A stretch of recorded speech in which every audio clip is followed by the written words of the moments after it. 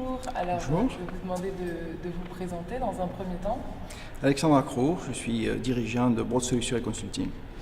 D'accord. Est-ce que vous pouvez nous présenter brièvement votre parcours professionnel, ce que vous avez fait jusqu'ici? Oui, avec plaisir.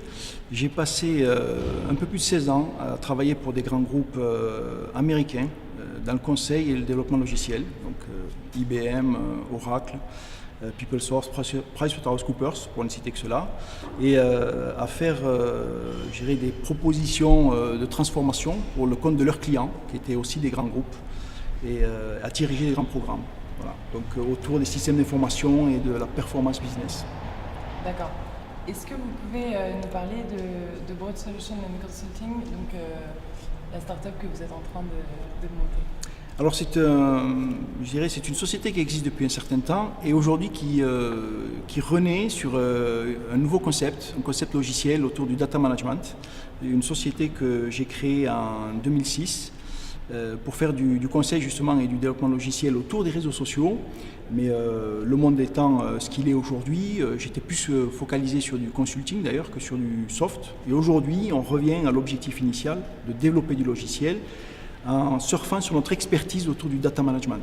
Voilà, donc data management, ça rejoint le big data, le cloud et comment tirer de la valeur de cet ensemble de données, cet entrepôt de données qui est disponible aujourd'hui et qui est inexploité. D'accord. Est-ce que vous pouvez nous expliquer comment vous financez votre start-up? C'est une excellente question. La première raison en fait du consulting, c'était justement de pouvoir disposer de fonds pour pouvoir financer cette activité software.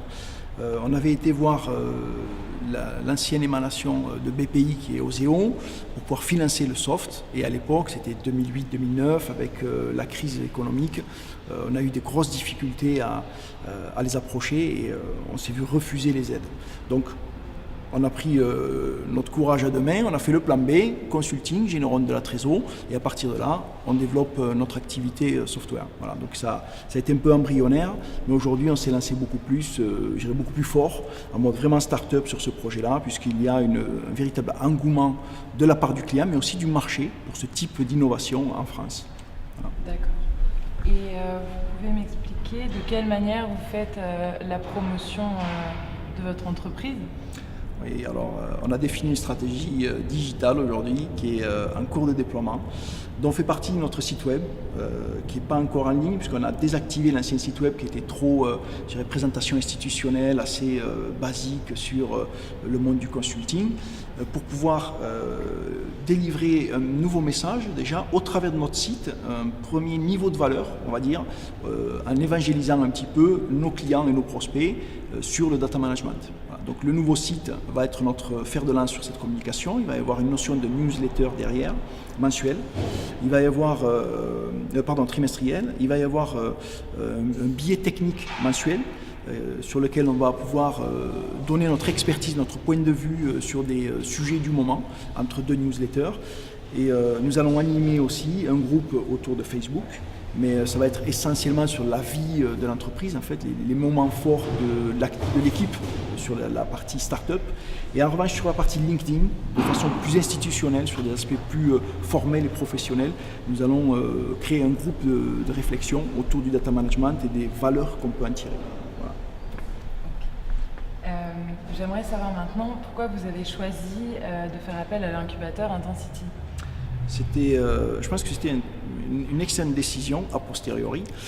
Au début, l'objectif c'était surtout de ne pas se retrouver isolé, de pouvoir partager les mêmes problématiques que d'autres entrepreneurs, des petits conseils qu'on peut s'échanger sur des aspects fiscaux, comptables, commerciaux.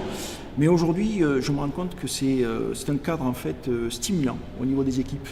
Ça crée une certaine émulation de par la proximité qu'il peut y avoir entre les différentes équipes sur différents projets de différentes sociétés, plus que des échanges, on va dire, de petites recettes de cuisine. Et ce sont des vrais moments de vie qu'on peut partager et ça fait toute la force de cet endroit qu'on capitalise nous au sein de notre équipe chez Broad Solutions. On le voit derrière nous, la cuisine, qui est une véritable institution chez Intensity. Et je pense qu'il y a beaucoup d'idées qui ont été développées ici ou qui ont germé ici. Et quels conseils vous pourriez donner aux jeunes qui veulent se lancer et créer leur entreprise? Alors, il y a tellement de conseils qu'on pourrait donner, mais je pense que les conseils essentiels, ce serait la persévérance. Il faut persévérer. L'adversité fait partie de l'entrepreneuriat et fait partie de l'apprentissage. Je pense que c'est au moment des difficultés qu'on va pouvoir trouver de nouvelles ressources, de nouvelles idées et finalement se confirmer en tant qu'entrepreneur. Le deuxième, c'est de s'entourer, de ne pas s'isoler. Donc des lieux de coworking comme Intensity, je pense que c'est une bonne approche. Il y a des incubateurs aussi qui peuvent être intéressants. Donc de ne pas s'isoler et d'essayer de complémenter un petit peu ses faiblesses avec des personnes qui portent justement des expertises complémentaires. Donc je pense que c'est un élément important. Et le troisième, c'est au niveau du cash, parce que ça va être le problème principal des entrepreneurs, c'est le cash. Il faut explorer toutes les pistes, même celles qui vous paraissent les plus farfelues. Vos amis, la famille, ça, on parle du love money, quelquefois on a l'impression que c'est juste les parents, les cousins proches, tout le monde. Donc il ne faut pas hésiter, LinkedIn, Facebook, vous poussez un message, vous poussez une valeur, vous travaillez bien votre discours, vous savez ce que vous apportez comme valeur à vos interlocuteurs et vous proposez de partager votre valeur. Voilà. Merci pour vos conseils. Je vous en prie. Merci. Merci à vous.